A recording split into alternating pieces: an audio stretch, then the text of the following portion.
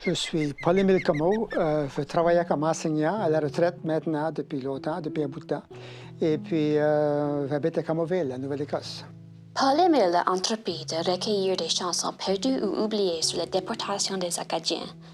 Ce passionné de musique recueille depuis longtemps des chansons sur ce thème et réintroduit aujourd'hui son émission radiophonique bi-hebdomadaire, Chants de la dispersion, sur les ondes de Radio-Canada. Mais pour moi, c'est une question de... Premièrement, musicalement, c'est intéressant. Les chansons, on parle de la musique, il y a des très, très belles chansons qui se rapportent, qui seraient intéressantes que les gens aient chance de savoir que ça existe puis de les écouter. Puis deuxièmement, c'est une genre de sensibilisation également envers cette partie de l'histoire. Moi, lorsque j'étais jeune, à l'Université Sainte-Anne, il n'y avait pas de cours sur l'histoire de l'Acadie. C'était de cours que, tu sais, on en savait un peu, mais c'était vraiment pas traité d'une façon académique ou sérieuse. L'examen approfondi de la collection de Paul a conduit des découvertes surprenantes, avec des chansons qui subvertissent les tendances musicales.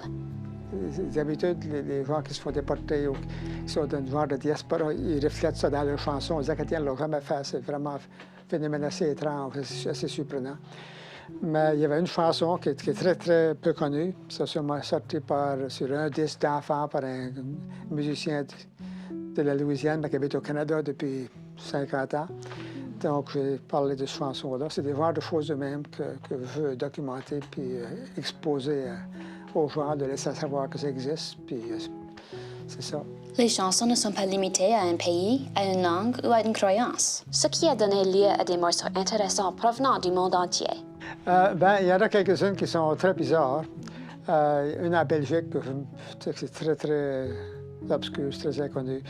Mais c'est une chanson de déportation, c'est comme joyeux dans le même temps, c'est vraiment bizarre. Il y en a d'autres de la France que je trouve un peu étranges, mais la plupart du temps, ce sont des chansons quand même assez sérieuses et qui traitent du thème avec respect, avec une conscience historique envers l'affaire. Cette chronique sera diffusée sur Michel le samedi à 8h Atlantique Radio-Canada Moncton.